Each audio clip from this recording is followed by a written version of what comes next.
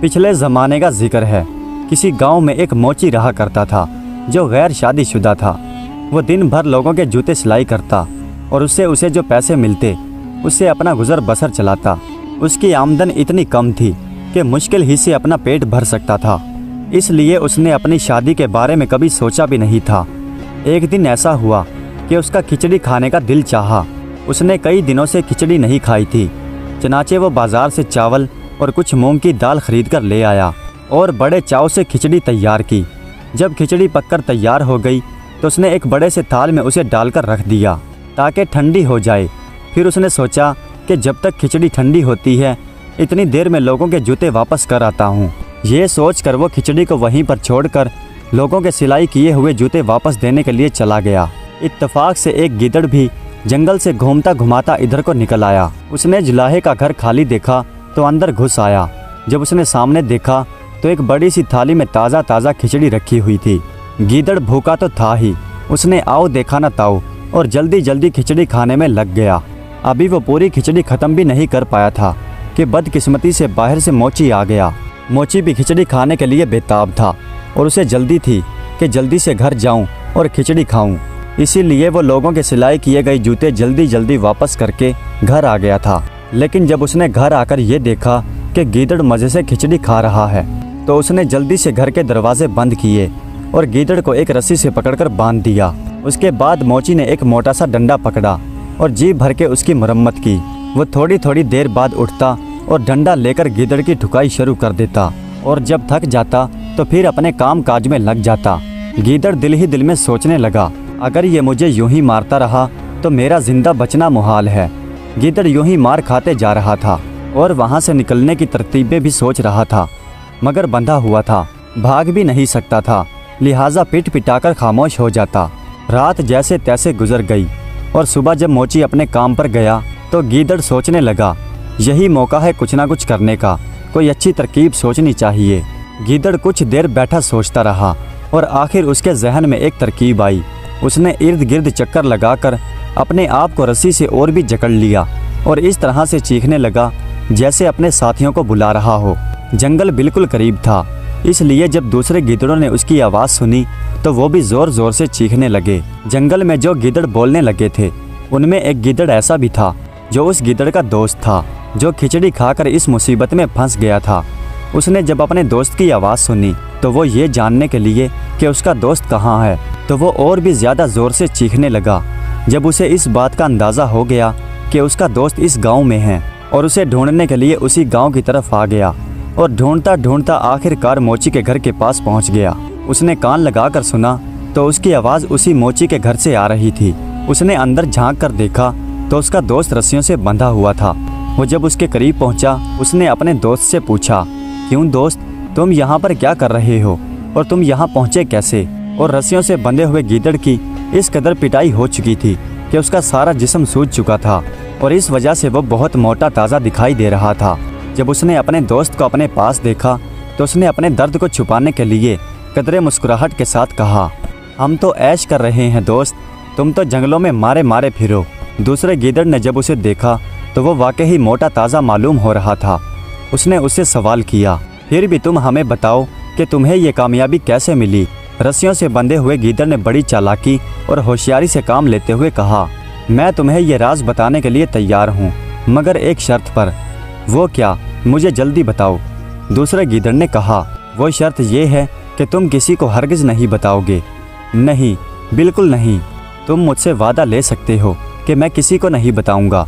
इस पर रस्सियों से बंधे हुए गीदड़ ने कहा, दरअसल बात यह है कि मुझे निहायत रहमदिल और नेक आदमी ने पकड़ लिया है। वह मेरी बहुत खातर तवज्जो करता है और तुम देख नहीं रहे कि उसने कैसे मुझे रस्सियों में जकड़ा हुआ है कि मैं कहीं अपने आप को छुड़ाकर यहाँ से चला ना जाऊँ। फिर उसने अपने ऊपर बंधी हुई रस्सियों की तरफ इशारा करते हुए कहा, देखो मैं किस कदर मोटा ताज़ा हो गया हूँ। वो आदमी मुझे हर रोज़ हलवा पूरी खिलाता है। दूसरा गीदड़ उसकी बातें सुन रहा था और दिल ही दिल में सोच रहा था कि काश ये मौका मुझे मिल जाए। हलवा पूरियों के नाम से उसके मुंह में पानी आ चुका था।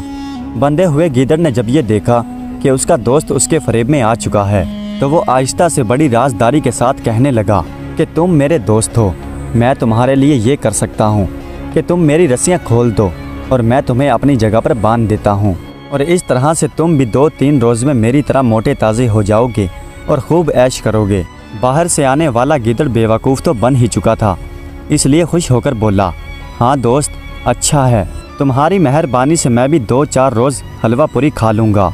लो मैं तुम्हारी रस्सियाँ खोल देता हूँ और तुम मुझे अपनी जगह पर बांध दो। इसके बाद उसने बंधे हुए गीदड़ की रस्सियाँ खोल दी। बंधे हुए गीदड़ ने खुद वहाँ से आज़ाद होकर उसे वहाँ पर बांध दिया और वहाँ से चलता बना।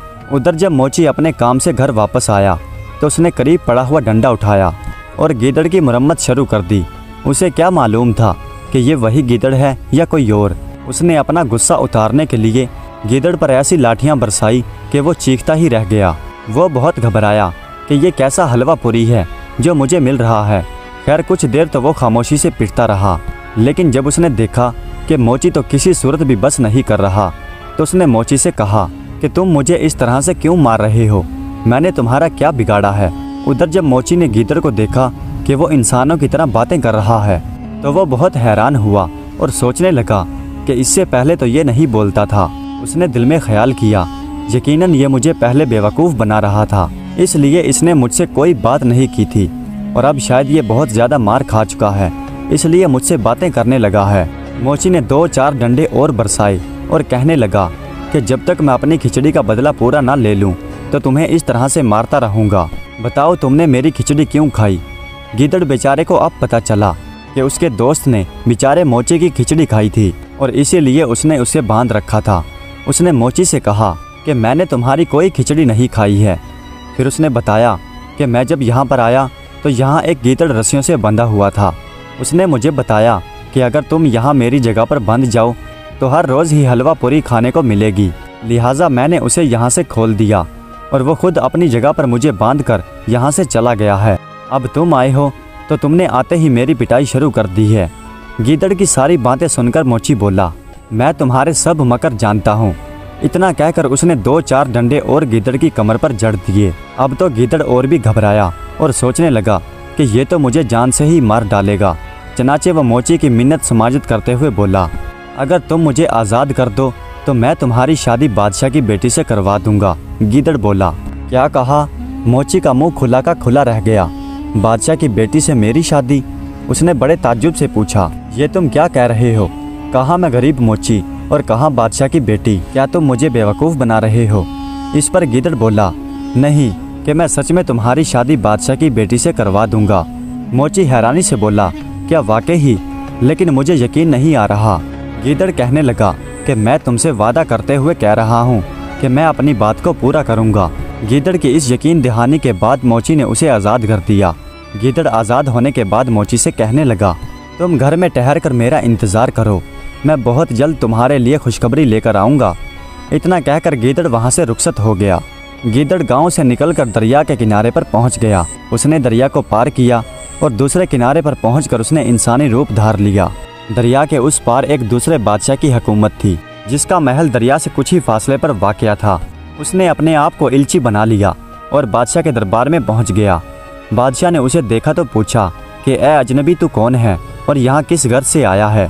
जवाब में उसने सर झुकाकर कहा कि बादशाह सलामत, मैं आपके पड़ोसी मुल्क के बादशाह का इल्ची हूँ। बादशाह ने जब ये सुना तो उससे बड़ी इज्जत के साथ पेश आया और उसे अपने पास बैठने के लिए जगह दी और उससे पूछा, ए इल्ची, कहो कि तुम्हारे बादशाह का हमारे लिए क्या पैगाम है। इल्ची ने अदब से कहा कि ए बादशाह, हमारा बादशाह अभी कवारा है और उसने आपकी बेटी के लिए शादी के लिए पैगाम भेजा है। इत्तेफाक की बात थी कि उस बादशाह की एक बेटी थी और वो जवान थी और बादशाह उसके रिश्ते के लिए परेशान था और वो इसी इंतज़ार में था कि किसी सल्तनत से उसकी बेटी के लिए रिश्ता आए। जब उसने ये देखा कि रिश्ता खुद ब खुद ही आ गया है तो वो बहुत खुश हुआ। उसने इल्ची से कहा कि हमें यह रिश्ता मंजूर है और उसने साथ ही शादी के लिए तारीख भी तय कर दी और इल्ची को बहुत से कीमती तोहफ़े देकर रुखसत किया। इल्ची वहाँ से रुखसत होकर दोबारा दरिया पर आया और वहाँ पहुँचकर फिर गिदड़ के रूप में आ गया और दरिया पार करके सीधा गाँव की तरफ चल दिया। गाँव पहुँचकर वो सीधा मोची के घर पहुँच गया। आगे मोची भी उसका मुंतज़िर था। उसे देखते ही खुश होकर बोला, क्या खुशखबरी लाए हो। गिदड़ ने बड़े इत्मीनान से जवाब दिया कि तुम्हारी शादी की बात तय हो गई है और फलां तारीख को तुम्हारी शादी है। ये सुनकर मोची ने घबरा कर कहा, मगर मेरे पास तो एक फूटी कौड़ी भी नहीं है, इस पर गीदड़ ने कहा कि तुम फिक्र न करो। गीदड़ ने इतना कहा और मोची को हैरान परेशान छोड़कर वहाँ से चला गया। हकीकत ये थी कि मोची को अभी तक यकीन नहीं आ रहा था कि उसकी शादी किसी बादशाह की बेटी से होने वाली है। ये अनहोनी बात थी। लेकिन जब उसी तारीख को गीदड़ सुबह सवेरे उसके पास पहुँच गया तो उसे और भी ताज्जुब हुआ और गीदड़ ने उससे कहा कि जल्दी करो, मेरे साथ चलो, आज तुम्हारी बादशाह की बेटी से शादी है। भला मोची को क्या साजो सामान लेना था। वो खामोशी से गीदड़ के पीछे पीछे चल दिया और गीदड़ उसे अपने साथ लेकर गांव से बाहर उसी दरिया के करीब पहुंच गया। उस वक्त दरिया के किनारे पर एक धोबी कपड़े धोने के लिए आया हुआ था। गीदड़ ने उसे एक सोने की मोहर दी और कहा कि तुम्हारे पास जितने भी कपड़े हैं इन्हें आसपास दरख्तों और झाड़ियों की तरफ फैला दो। धोबी को मुफ्त में सोने की मोहर मिल चुकी थी, उसे और क्या चाहिए था। उसने वो कपड़े जो वो धोने के लिए गठड़ी बांधकर लाया था गीदड़ के कहने के मुताबिक दरिया के पास झाड़ियों और दरख्तों पर फैला दिए। गीदड़ ने जब देखा कि उसने कपड़े फैला दिए हैं तो वो एक रुई बेचने वाले के पास गया और उसे सोने की एक मोहर देकर बोला, तुम धुनी हुई रुई के चंद गट्ठे दरिया के किनारे के पास पहुंचा दो। रुई बेचने वाले आदमी ने सोने की मोहर लेकर धुनी हुई रुई के कुछ गड्ढे दरिया के किनारे पर पहुंचा दिए। और जब ये सब कुछ हो चुका तो गीदड़ ने जुलाहे से कहा, जैसा मैं कहूँ तुम वैसा ही करना। मोची ने कहा कि हाँ, तुम जैसा कहोगे मैं वैसा ही करूँगा। उसके बाद गीदड़ ने मोची को समझाते हुए कहा कि मैं दरिया के उस पार जा रहा हूँ और तुम मुझे यहाँ से वहाँ जाते हुए देखते रहना। जब तुम मुझे देख लो कि मैं बादशाह के महल में दाखिल हो रहा हूँ तो तुम धोबी से कहना कि तुम अपने सारे कपड़े उतार कर ले जाओ जो उसने दरख्तों और झाड़ियों पर फैलाए हैं। उसके बाद तुम धुनी हुई रुई के गट्ठे इकट्ठे करके थोड़ी थोड़ी रुई दरिया में डालना शुरू कर देना, बाकी मैं खुद ही सब कुछ ठीक कर लूँगा। गीदड़ मोची को ये हिदायत देकर खुद दरिया में तैरता हुआ दूसरे किनारे पर पहुँच गया। दूसरे किनारे पर पहुँचकर उसने फिर से इल्ची का रूप धार लिया और बादशाह के महल की तरफ चला गया। दूसरी तरफ बादशाह शहजादी की शादी करने के लिए पूरी तैयारियां करके बैठा था और शाही बारात का मुंतजिर था।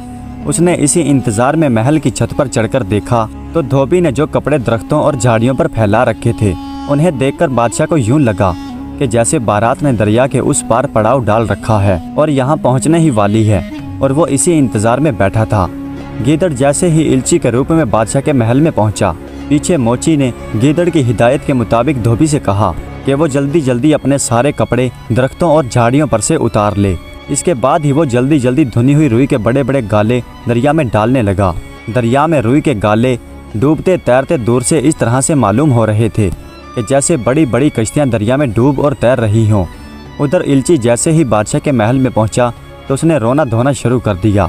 उसे इस तरह से रोता पीटता देखकर बादशाह बहुत परेशान हुआ और उससे पूछने लगा, तुम्हें क्या हुआ और शहजादी की बारात कहाँ है? बादशाह सलामत, बहुत बुरा हुआ। हमारा बादशाह बारात के साथ दरिया को पार कर रहा था कि ज़बरदस्त किस्म का तूफान आ गया। तमाम साजो सामान, अमीरो वजीर, रिश्तेदार और फौज के आदमी कश्तियाँ समेत ही डूब गए। और हमारा होने वाला दामाद कहाँ है? क्या वो भी डूब गया? बादशाह ने परेशान होकर पूछा। इस पर इल्ची ने कहा कि बादशाह सलामत, खुशकिस्मती से मैं और बादशाह ही बचे हैं, और वो भी तन के कपड़ों के साथ, और बादशाह सलामत का तो लिबास भी झेर झेर हो गया था। एक गरीब आदमी से कपड़े लेकर उन्हें पहनाए गए हैं, मगर वो इस वक्त है कहाँ? बादशाह ने परेशान होकर पूछा। हजूर, इस वक्त वो दरिया के पार अकेले तन्हो तनहा बैठे हैं। ये सुनते ही बादशाह ने अपने वजीरों और सिपाहियों को हुक्म दिया कि अभी जाएं और पूरी शानो शौकत के साथ हमारे होने वाले दामाद को महल में लाएं।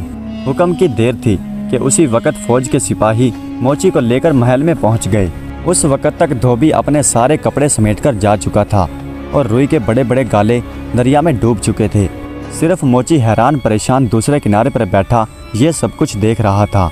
उसके बाद मोची को कश्ती के जरिए दरिया पार करवाया गया और बड़ी शानो शौकत के साथ बादशाह के महल में पहुंचा दिया। जब बादशाह ने अपने होने वाले दामाद को जिंदा पाया तो उसे देखकर बहुत खुश हुआ, और इस तरह से शहजादी और मोची की शादी बड़ी धूमधाम से कर दी गई। शादी के बाद इल्ची ने बादशाह से कहा कि आलम पना, अगर इजाज़त दें तो एक बात अर्ज़ करूं। बादशाह बोला, ज़रूर कहो, हमारी तरफ से इजाज़त है। इल्ची ने बड़े आदाब के साथ कहा, आलम पना, आपके दामाद का सब कुछ लुट चुका है। माँ बाप, रिश्तेदार, अमीर वजीर सब डूब गए हैं और अब वो बिल्कुल तन्हा हैं, और पीछे खबर नहीं कि महल पर भी किसी ने कब्जा कर लिया हो, क्योंकि बारात की तबाही की खबर पीछे पहुंच चुकी थी। इसलिए इनका वापस जाना बेकार है। क्यों ना इन्हें यहीं पर रुकने के लिए मजबूर किया जाए। इत्तेफाक से बादशाह पहले ही से ऐसा सोच रहा था। बादशाह की एक ही बेटी थी और वो उससे बहुत प्यार करता था। उसे इल्ची की ये बात बहुत पसंद आई। उसने दिल में सोचा, इस तरह से उसकी बेटी भी उसके नज़रों के सामने रहेगी और मुझे भी सल्तनत में मेरा हाथ बटाने वाला मिल जाएगा। उसने इल्ची से कहा, क्या हमारा दामाद इस बात को मान जाएगा? इल्ची झट से बोला, हजूर ये आप मुझ पर छोड़ दें, मैं उन्हें राज़ी कर लूँगा। बादशाह खुश था कि अब उसकी बेटी उसकी नज़रों के सामने ही रहेगी।